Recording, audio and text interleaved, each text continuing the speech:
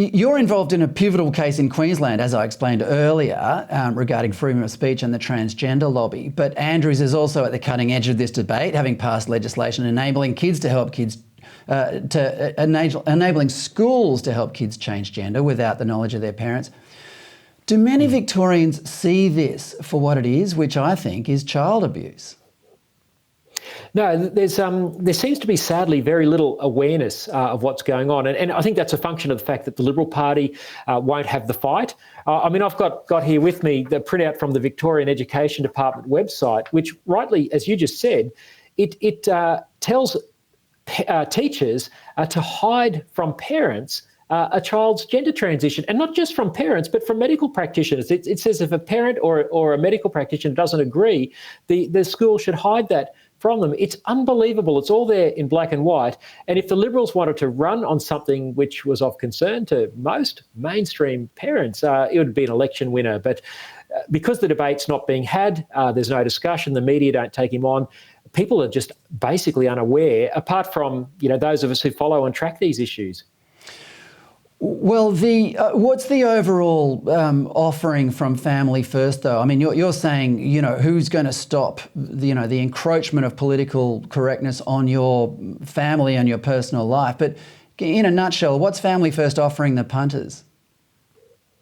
We're saying by being a bold voice in the upper house, if we can be there in a position where we can perhaps with others hold the balance of power, we're saying who will protect your family from the threat of radical political correctness? That's the question voters have got to focus on.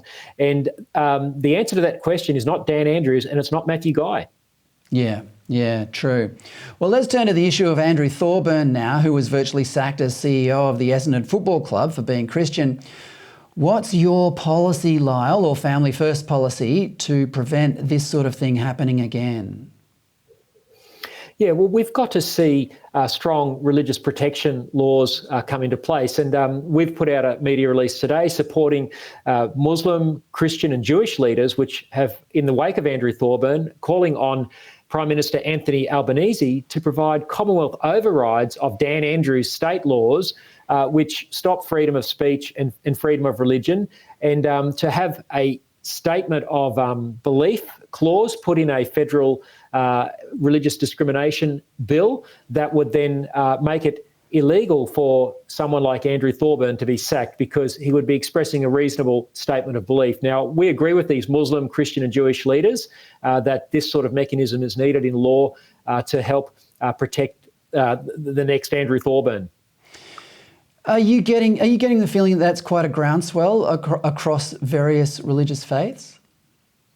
Absolutely. The Andrew Thorburn issue, which occurred 2 weeks ago when Essendon sacked him after 23 hours in the job, simply because he was on the board of a church that expressed orthodox Christian views on marriage and the pro-life position, that has sent shockwaves through the Family First base. It sent shockwaves through the Christian and Muslim communities, as evidenced by the comments in the paper today. But we're picking this up on the ground as well. I've spoken to the head of the Imams Board here in Victoria, and he said their people are sick of being required to go to diversity training where they're taught things, to use his words, that are against their religion. And so people are sitting in workplaces surrounded by colleagues with rainbow lanyards and email signature blocks with all sorts of incredible pronouns like ze, they, his, her, whatever. And people are feeling afraid because of their religious and mainstream beliefs.